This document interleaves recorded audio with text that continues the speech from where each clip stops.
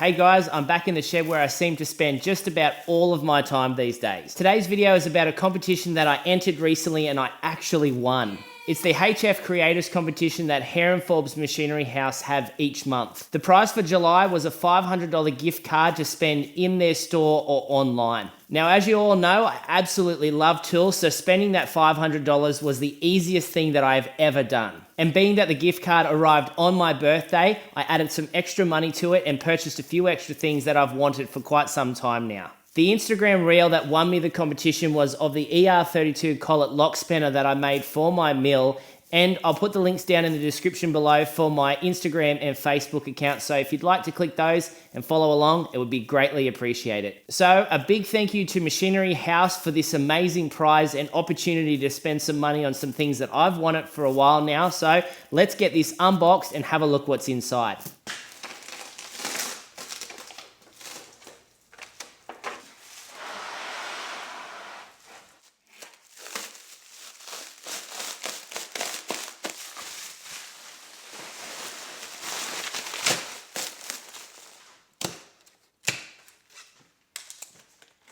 Alright, first up out of the box is this radius cutter set. I've been wanting one of these for a while and I'm really keen to see how it performs on the mill, especially for rounding over edges on future projects. Next, we've got my very first carbide end mill, so I'm pretty excited to compare the two and see what kind of difference this makes. Now this one here is a center and edge finder, something I've definitely been needing. Lately I've just been kind of eyeballing my centers, so this should make things a whole lot more accurate. Moving on, we've got a clamping kit for the mill. I've got a few upcoming builds that are really going to need this, so I'm looking forward to putting it straight to work. This one's a carbide countersink tool. The cutting tip isn't installed yet, but I'm hoping it's going to handle some of the holes I'll be drilling in the near future really nicely. Nothing special here, these are just some V-blocks that I've needed for a while when clamping down circular parts in the mill. Once these were unboxed, I kind of felt that they may be a little bit too big for my needs, but we'll just have to find out in the future. And lastly, the big ticket item. This is my new 150mm rotary table, and it comes with a 125mm chuck and a dividing plate kit. I've always wanted to have a go at making my own gears, and this tool is going to be absolutely perfect for that. After opening the box, I soon realized that I had no idea what I was looking at, but there ain't nothing to it but to do it, so let's get all this unpackaged and set up on the mill.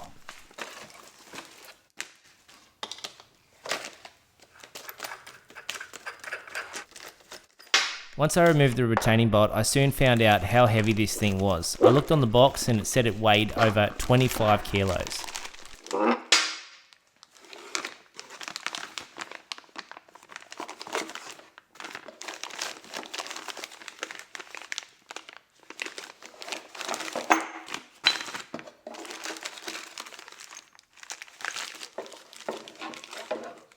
So there we have it guys, this is exactly what you get inside the box if you were to purchase one of these. Next up is trying to figure out how to get this mounted to the mill.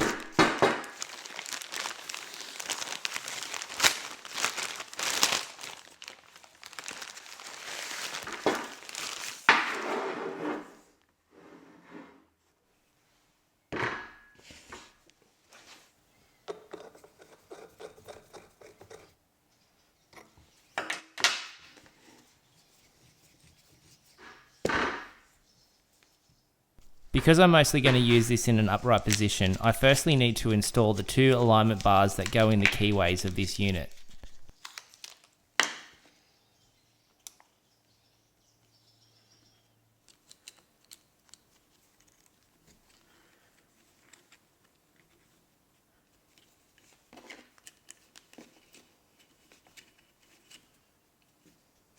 Now that the alignment bars are installed, it's time to flip it over and install the chuck. This shouldn't be too hard to figure out because it's just a matter of installing a couple of bolts, some T-nuts and some other hardware.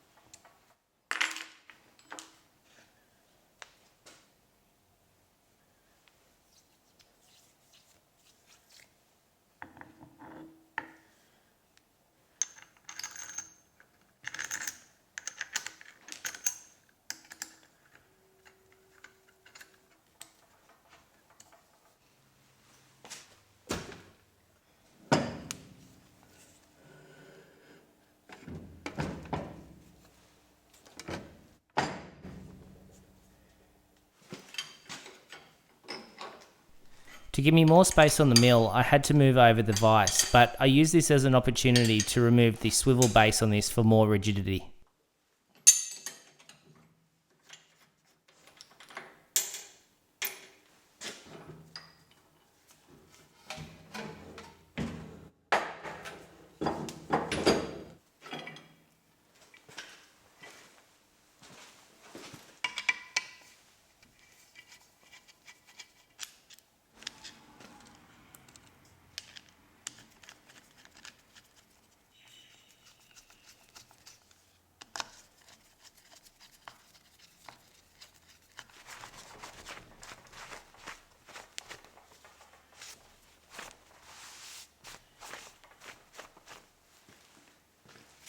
When I placed the vise back down on the mill, I wasn't sure how true the vise was going to be with the mill itself, considering this is a cheap Chinese vise from Vevor Tools.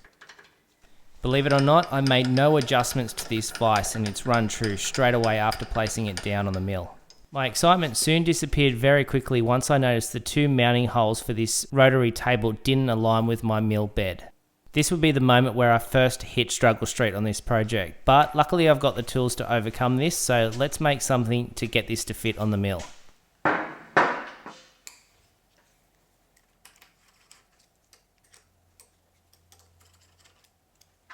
This is some 20 by 20 millimeter square bar left over from my knurling tool build. I plan to make a long bar that mounts to the existing keyway, which will ensure that the rotary table remains aligned with the mill bed.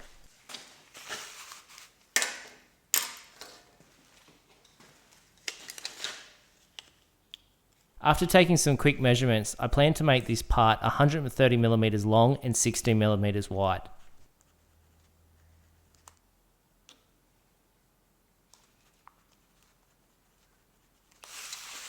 In my last video, Vevor had sent this out for me to check it out and review. I absolutely love this portable bandsaw and it beats getting out the hacksaw every time. If you'd like to know anything extra about this saw, I'll put a link in the description. It is an affiliate link, so if you'd like to support the channel and buy one using my link, it would be greatly appreciated.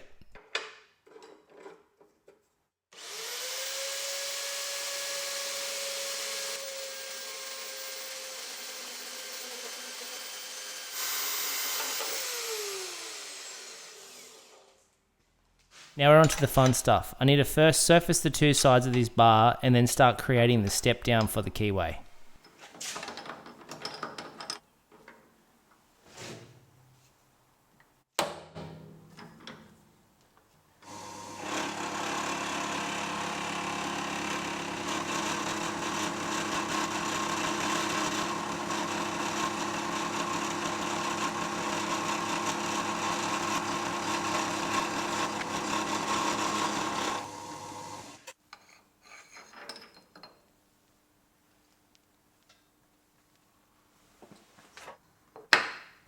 This was machined down to 16mm precisely in diameter to fit the keyway.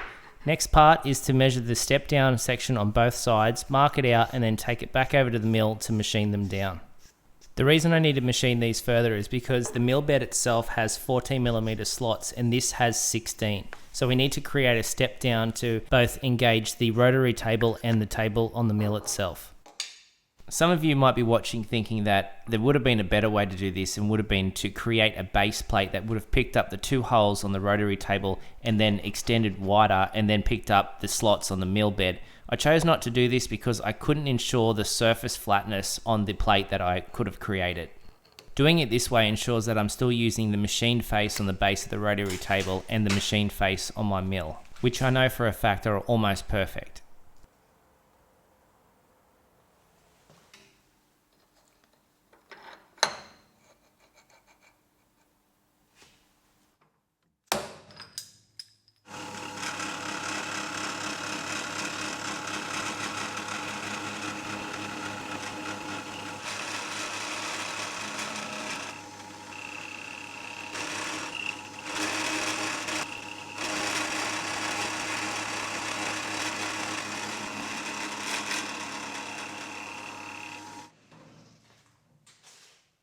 Ah, the joys of milling in the garage at home. Metal goes absolutely everywhere, sticks to your jumper, sticks to your shoes, and then ultimately ends up inside the house.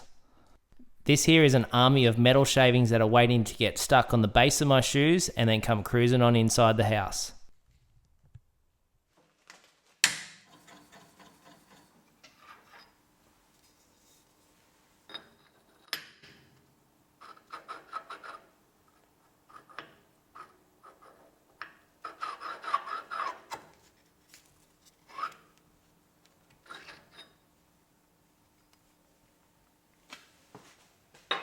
This next step is just to make a quick marking on how much I need to mill off the base of this so that it won't protrude too far deep into the mill slots.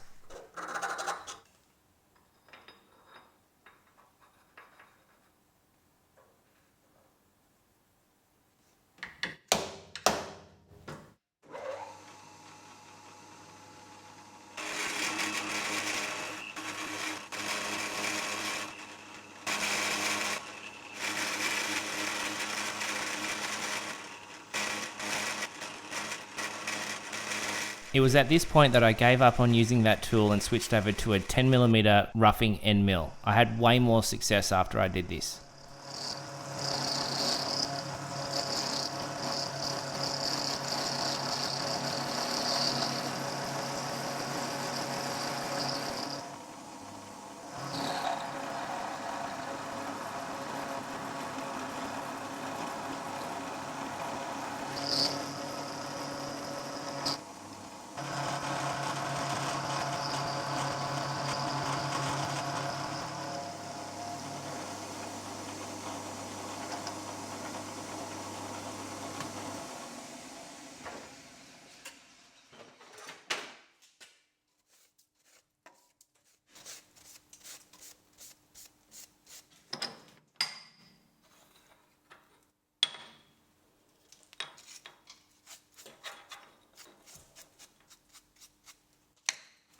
We're up to the final steps of this. I need to mark out 2 holes for the mounting of the 2 screws to the base of the rotary table, followed by 2 larger holes that will allow me to pass some T-nuts up through the base of the mill and pull down on this.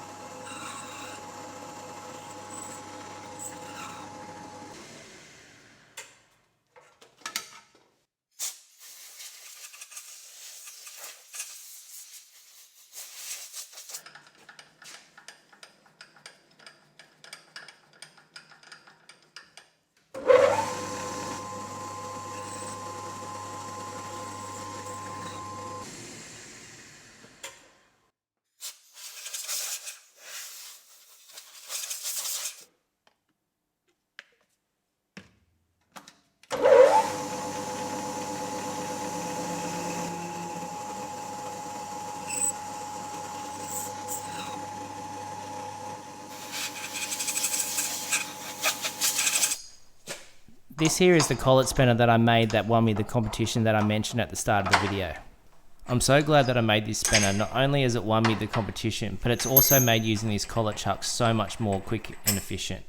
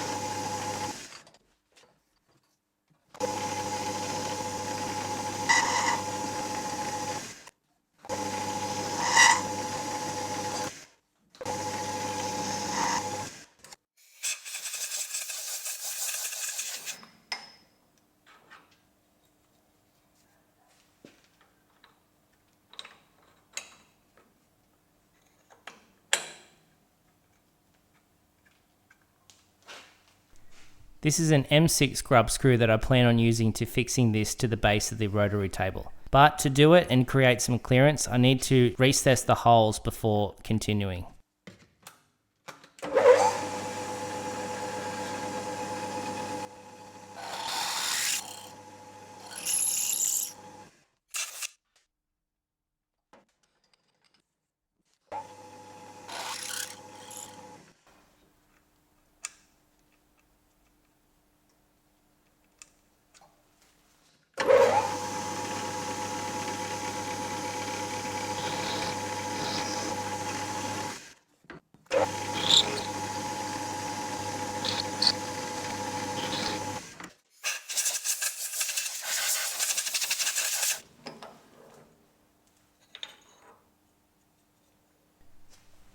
This is one of the original grub screws, which was an M4. This is the new one that's an M6.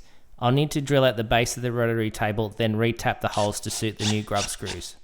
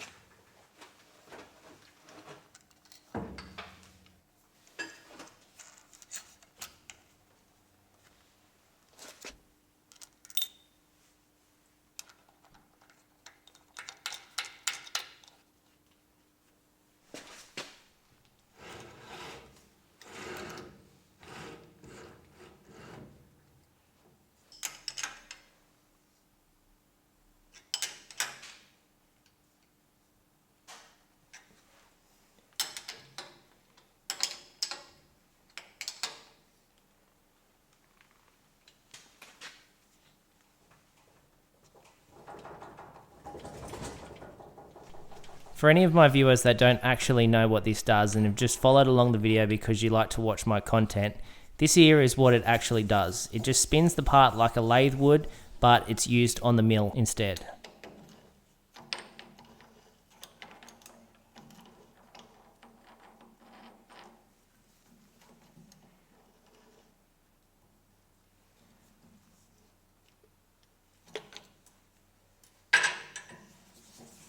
So there you have it, guys. That is my way of installing the new rotary table on my mill and how I overcome the fitment issues.